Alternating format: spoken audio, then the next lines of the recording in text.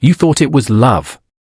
You mistook their hunger for devotion, their urgency for passion, their fixation for fate. But what you didn't see, what they carefully hid, was the cold, mechanical truth beneath the heat. Your body was never cherished. It was harvested. Used as a living battery to power their crumbling sense of self. Every touch, every glance, every whispered promise wasn't about you, it was about feeding the bottomless void inside them that no amount of human warmth can ever fill. This isn't romance. It's extraction disguised as intimacy. And today, we pull back the veil on the most insidious lie narcissists sell, that they desire you, when in truth, they only desire what your body gives their ego. That magnetic pull you felt? It wasn't chemistry, it was predation wrapped in silk. They didn't fall for your soul. They fell for your surrender. Your willingness to offer your presence, your energy, your physical closeness without demanding emotional reciprocity. To them, your body is a resource, a high-efficiency delivery system for admiration, control, and the illusion of being desired. And the more you gave, the more invisible you became. Not because you faded, but because they only saw you as a reflection of their own needs. You weren't a person to them. You were a vessel. And vessels don't need souls, they just need to hold. Why does this cut so deep? Because narcissistic supply mimics love so perfectly in the beginning. The late-night calls, the intense eye contact, the way they study your reactions like you're the answer to a question they've been asking their whole lives.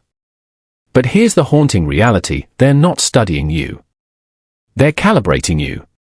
Testing how much energy you emit, how easily you mirror their grandiosity, how quickly your body responds to their performance. Your arousal becomes data. Your affection becomes fuel. And your exhaustion? That's not collateral damage, it's the goal. A drained you is a dependent you. And dependence is their oxygen. You weren't chosen for your depth. You were selected for your accessibility. Your empathy made you the perfect target, someone who confuses intensity with intimacy, who mistakes drama for destiny, who believes that if they just give enough, love will eventually grow. But narcissists don't grow. They consume. And your body, soft, responsive, trusting, became the easiest access point to your emotional reserves. They didn't need your mind. Just your compliance. They didn't need your truth. Just your silence. Because silence lets the performance continue, even as your soul slowly withers in the dark. This isn't about shame. It's about sovereignty. Millions of survivors still carry guilt, wondering if they led them on or gave too much too soon. No. You gave normally. You loved openly. They weaponized that generosity. Your physical presence became a tool in their psychological survival kit, not because you failed, but because they never had the capacity to receive love without distorting it into supply. You didn't break the rules. You exposed them. And that's why they had to rewrite the story, with you as the villain, so they could keep playing the hero in their own hollow narrative. They don't experience closeness like you do. To you, touch is connection. To them, touch is control. Every embrace is a checkpoint. Do they still believe in me? Are they still under? Your body isn't a partner, it's a feedback loop for their ego. And the moment your energy wavers, when you pull back, ask for more, or simply stop mirroring their fantasy, they panic. Not because they'll lose you, but because they'll lose proof. Proof that they're real. Proof that they matter. Without your physical submission, they face the terror of their own invisibility in the mirror. You mistook possession for passion. But real passion leaves you expanded, seen, grounded. Possession leaves you fragmented, anxious, smaller. And after every encounter with them, didn't you feel a little less like yourself? A little more like an object in their curated collection of conquests. That wasn't your imagination. That was design. Your body was never meant to be a home for their love, because they have no love to give. It was meant to be a stage where they could perform desire long enough to silence their inner scream of worthlessness. The most chilling part? They believe their own performance. They tell themselves they adore you while using your physical presence to patch the cracks in their identity. But love nurtures. Supply drains. And your growing emptiness wasn't a side effect, it was the entire point. A depleted you is easier to manipulate. A confused you is easier to control. And a grateful to be tolerated you is the perfect audience for their endless show of false strength. They don't want you whole. They want you just functional enough to keep feeding them. This video isn't here to make you bitter, though rage may rise. It's here to awaken you. To reframe every confusing night, every hollow morning after, every time you questioned your worth because they made you feel replaceable. Now you know, you weren't replaceable. You were expendable. Because to a narcissist, people aren't people, they're sources. And when one source dries up, they move to the next, never realizing the well isn't empty, it was poisoned by their own hunger. So let's expose the ultimate deception, how narcissists turn physical vulnerability into psychological exploitation. How they use your body not to connect, but to conceal their own emptiness. And how your liberation begins the moment you realize this truth: it was never love. It was logistics. Your skin, your warmth, your surrender, nothing more than raw materials in the construction of their false self. And now? Now you take it all back. The narcissist's ego isn't merely fragile, it's parasitic by design. It lacks the internal architecture to generate self-worth, so it must siphon validation from the outside world like a psychological vampire. And your body? It's the most efficient conduit they've found. Skin-to-skin contact, prolonged eye contact, physical surrender, these aren't acts of love, but high-yield strategies to flood their nervous system with dopamine, not from pleasure, but from the illusion of control. They don't crave you. They crave the proof you provide, that someone still believes in their performance. Without that proof, they dissolve into existential panic, convinced they are nothing more than a hollow shell echoing in an empty room. They don't desire your presence, they depend on your perception. Every time you look at them with admiration, every time your body responds to their touch, they log it like currency. Your arousal becomes collateral. Your affection becomes insurance against the terror of being ordinary. And the moment that supply wavers, when you hesitate, question, or withdraw, they don't mourn the loss of you. They scramble to restore the mirror. Because without your reflection, they cannot see themselves. And to a narcissist, invisibility is worse than death. It's non-existence. Inside their mind is a silent war zone, a desperate child screaming for proof of worth, trapped inside an adult who refuses to feel. So they engineer intimacy like a theatrical production, lights, dialogue, physical choreography, all designed to elicit one response, awe. Your body becomes their stage, your reactions their script. They don't make love. They perform it. And every moan, every sigh, every whispered yes is not just pleasure, it's confirmation. Confirmation that the illusion still holds. That they haven't been exposed. That they are still, somehow, enough. To them, closeness isn't vulnerability, it's surveillance wrapped in warmth. While you're lost in the feeling, they're scanning, is she still under? Does he still believe I'm special? Your body isn't a partner in connection.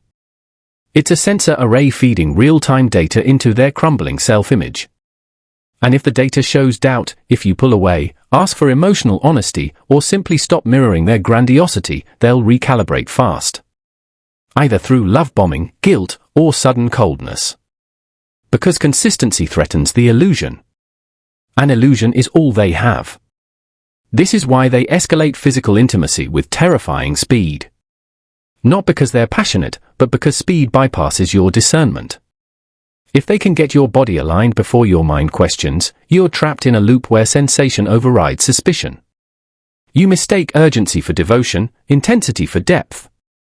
And while you're busy feeling chosen, they're busy securing another source of high-grade supply. Your vulnerability isn't cherished, it's exploited. Because a confused you is a compliant you. And compliance is the oxygen their ego breathes. Their obsession isn't with sex, it's with validation. Your body is merely the delivery mechanism. Every embrace is a test, do I still have power over them? Every kiss is a question, am I still irresistible? And your physical response, your warmth, your surrender, becomes the answer they desperately need to hear. Not because they love you, but because they're terrified of what they'll hear in the silence if you ever stop giving. Without your body as proof, they face the unbearable truth: they are not the God they pretend to be. They are human. And humanity terrifies them. They cannot tolerate stillness. Not real stillness, the kind where two people simply exist together without performance. Because stillness demands authenticity. And authenticity requires a self. And the narcissist? They have no self. Only a collection of masks, each worn for different audiences. So they fill every quiet moment with touch, with drama, with urgency, not to connect, but to drown out the echo of their own emptiness. Your body becomes their noise-cancelling headphones. And when you remove them, the silence screams. Your physical presence is their anti-anxiety medication. Not because they're bonded to you, but because you stabilize the fiction they live inside. Like any addict, they'll manipulate, charm, or guilt trip to keep the supply flowing, even if it costs you your peace, your boundaries, your sense of self. They don't see the damage they cause. They only see the void opening inside them when you pull away. And to them, your withdrawal isn't self-preservation, it's betrayal. Because you dared to stop being their fix. This isn't malice with a mustache. It's trauma wearing a crown. Their behavior was forged in childhood abandonment, neglect, or conditional love, where their worth was tied to performance, not personhood. But understanding their wound doesn't obligate you to bleed for it. You were never meant to be their cure. You were meant to be your own sanctuary. And the moment you realize that your body belongs to you or not to their psychological survival, you reclaim the most sacred ground, your sovereignty. So remember, when they hold you, they're not holding you. They're holding onto the fantasy that they matter. And that fantasy requires your participation. Your silence. Your surrender. But you don't owe your body to someone's existential hunger. Your skin is not a bargaining chip. Your warmth is not a tool. And your willingness to be close should never be weaponized to feed a void that was never yours to fill. You were born to give love, not to be mined for it. The turning point doesn't arrive with thunder, it slips in with a whisper. Maybe you asked for emotional safety instead of just physical urgency. Maybe you said, I need more than this, or simply stopped mirroring their grandiosity with the same devotion. And in that instant, their system glitches. Because you've disrupted the sacred transaction, your body for their illusion of worth. You demanded love where only supply was ever offered. And that demand? It's not neediness. It's rebellion. And rebellion terrifies them more than abandonment ever could. Watch how quickly passion curdles into punishment. One day you're their muse, the next you're too sensitive, too demanding, or crazy. Why? Because you stopped being a mirror and became a person. And persons ask questions. Persons have boundaries. Persons threaten the very foundation of their false self. So they retaliate, not with honesty, but with distortion. They paint your clarity as chaos, your self-respect as aggression, your truth as toxicity. All to convince you, and themselves, that you were never worthy of real love to begin with. They'll gaslight you into believing your desire for reciprocity is emotional greed. Your request for consistency is control. Your need for safety is weakness. All while they continue to use your body as a stabilizer for their crumbling ego, without ever acknowledging the toll it takes on your spirit. They don't want to lose you. They want to lose your expectations. Because expectations force them to show up as they are, and they haven't met themselves yet. So they'd rather destroy your trust than face their own emptiness. This is the psychological plot twist: their love wasn't lost. It never existed. What vanished was your usefulness. The moment you sought emotional reciprocity, you became a liability. Because true intimacy would require them to be vulnerable, and vulnerability is the one thing their entire identity was built to avoid. So they discard not because they stopped wanting you, but because you stopped being useful. And in their world, usefulness is the only currency that matters. They'll hoover you with sudden bursts of vulnerability, a tear, a confession, a late-night message saying, I miss you. But don't mistake this for growth. It's recalibration. They're testing if your body is still available to plug the leak in their self-image now that their new source isn't giving them the same high. This isn't healing. It's supply maintenance. And you're not being invited back into their heart, you're being auditioned again as their emotional battery. Don't confuse their panic for remorse.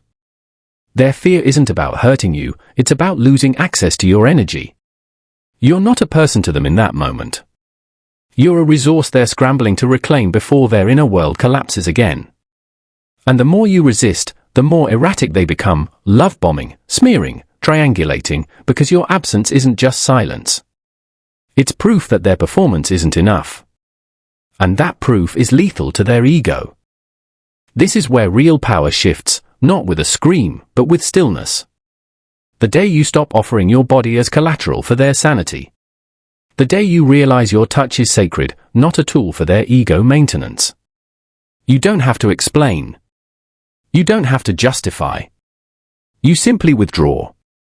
And in that withdrawal, you become untouchable. Because a self-possessed you cannot be manipulated. And manipulation is the only language they speak. They'll rage. They'll smear your name to mutual friends. They'll claim you used them or played games. But projection is their last defense. Because deep down, they know they used you. And your calm departure is the first honest thing you've ever given them, and it terrifies them more than any confrontation ever could. You didn't fight them. You simply stopped feeding them. And starvation exposes the monster beneath the mask. You are no longer their battery. You are your own power source. And that shift, from object to sovereign, sends seismic waves through their fragile ecosystem. Because a self-possessed you cannot be controlled. A grounded you cannot be gaslit. And a silent you, no longer performing admiration, forces them to hear the one sound they've spent a lifetime drowning out, the hollow echo of their own emptiness. This turning point isn't just your liberation. It's their reckoning. For the first time, they must face the truth. They can mimic love, but they cannot create it. And without someone to perform for, they are nothing but static in the dark, a ghost haunting a body that never learned how to feel. Your absence doesn't just hurt them. It unmasks them. And that unmasking is the beginning of the end of their illusion. Now, observe the collapse. Without your energy, their charisma begins to dull like a blade left in the rain. Their stories lose their luster. Their charm feels rehearsed, strained, even desperate. New targets sense the hunger beneath the polish, the subtle panic in their eyes when admiration isn't instant. Because authenticity can't be faked forever. And you were the last great illusion that held their facade together. Your departure didn't just remove a person, it removed the final pillar of their performance.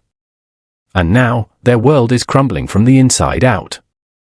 They'll cycle faster, jumping from body to body, conquest to conquest, chasing the high you once gave them. But it's never the same. Because you weren't just another source. You were the one who saw glimpses of their humanity and still stayed, until you realized staying was self-annihilation. Now, they scramble, using the same lines, the same intensity, the same manufactured vulnerability. But the magic is gone.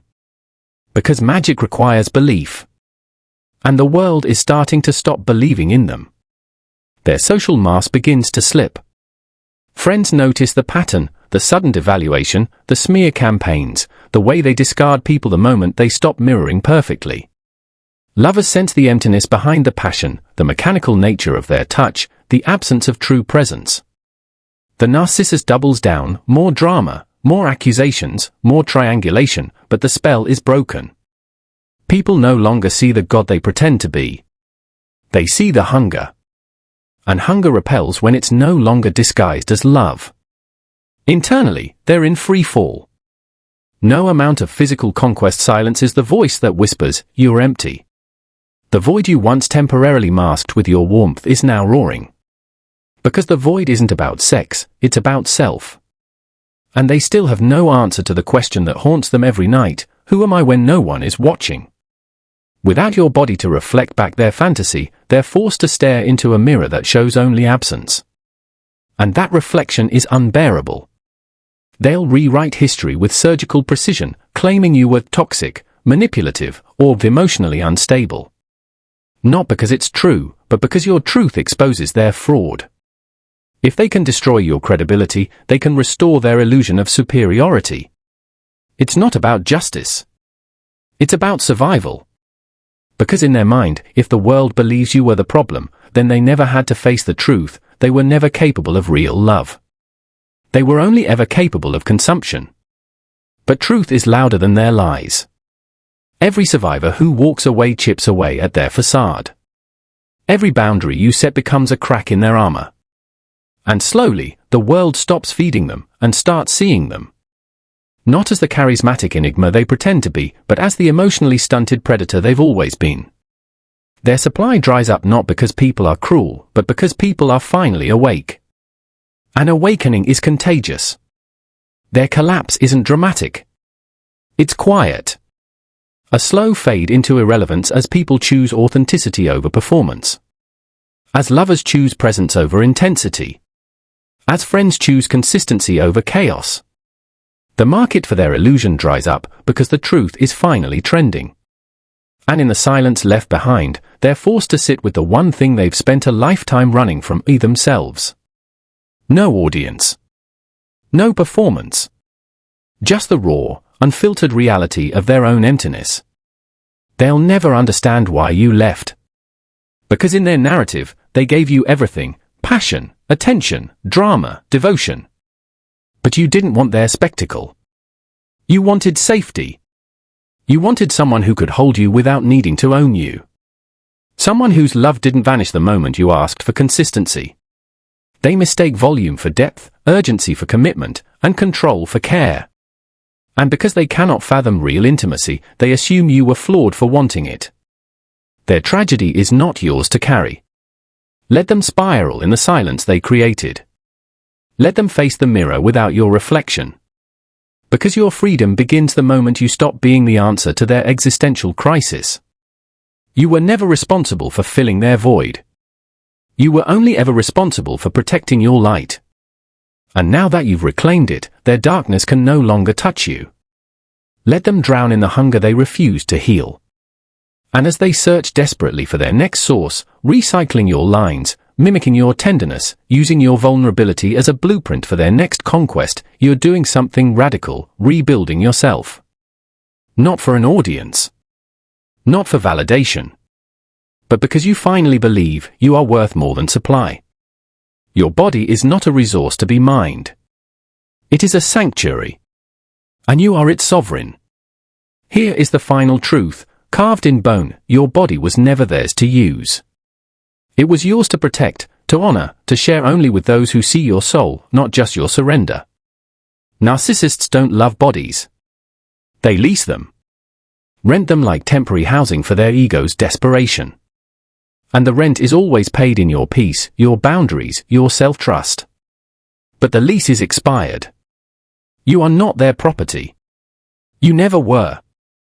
You were a guest in your own life, until now. Now, you reclaim every inch of yourself, not with rage, but with ruthless reverence. Real love doesn't consume. It conserves. It doesn't drain your energy, it returns it, multiplied. It doesn't use your body to hide from emptiness, it meets you in your fullness, scars and all, and says, I see you. I choose you. Not for what you give me, but for who you are. That kind of love doesn't need drama to prove itself. It doesn't vanish when you ask for honesty. It doesn't punish you for having needs. It holds space for your humanity because it knows its own. Healing begins the moment you stop apologizing for having boundaries. When you stop justifying your need for emotional safety. When you realize that someone who treats your body as a tool will never treat your heart as a treasure. You were not broken because they used you. You were brilliant because you survived, and wiser because you walked away. Your body is not a commodity to be traded for affection. It is a sacred vessel of your spirit.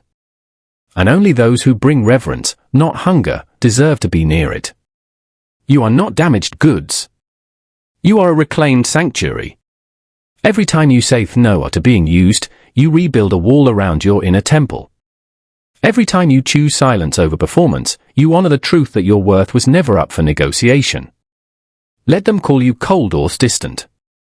What they really mean is, you are no longer feeding me. And that's not a flaw, it's your freedom. Your body belongs to you. Not to their craving. Not to their narrative. To you. Let their hunger remain their prison. You are free to love someone who doesn't need to consume you to feel whole. Someone whose touch doesn't leave you emptier, but fuller, calmer, more yourself. Someone who doesn't see your body as proof of their desirability, but as a sacred part of your humanity. You deserve a love that doesn't require you to disappear to make them feel seen. A love that grows in stillness, not chaos. A love that stays, even when the lights go out. Every time you choose yourself over their craving, you reclaim a piece of your power. Every no is a resurrection. Every boundary is a declaration, I am not here to feed your ego. I am here to honor my soul. You are not selfish for protecting your energy. You are sovereign. And sovereignty terrifies narcissists because it exposes the lie they've sold the world, that they are powerful. In truth, they are powerless without their supply. But you? You are powerful with or without them. One day, you'll lie beside someone who holds you without needing to own you. Who sees your body not as a trophy, but as a testament to your resilience. Who doesn't flinch when you speak your truth, but leans in closer. And in that moment, you'll finally understand what real intimacy feels like, not fireworks, but warmth. Not performance, but presence. Not extraction, but exchange. Not hunger, but home. And you'll realize you were always worthy of this. You just had to stop giving your light to those who only knew how to burn it. You were never the problem. You were the mirror that showed them their emptiness, and they broke the glass rather than face the truth. But you? You survived the shattering. And from those shards, you didn't just rebuild, you evolved. You transformed pain into clarity, betrayal into boundaries, confusion into conviction. You didn't lose yourself. You found yourself beneath the rubble of their illusion. And that self is stronger, wiser, and more whole than they ever deserved to witness. Your future belongs to someone who doesn't just want your warmth, but protects your flame. Who doesn't just admire your body, but defends your dignity. Who knows that love isn't taken. It's given, and only when both souls are fully present. You will not be reduced to a function. You will not be valued only when you're giving. You will be cherished in your stillness, in your silence, in your ordinary moments. Because real love doesn't need a performance. It just needs you as you are. Your body is not a resource. It is a revelation.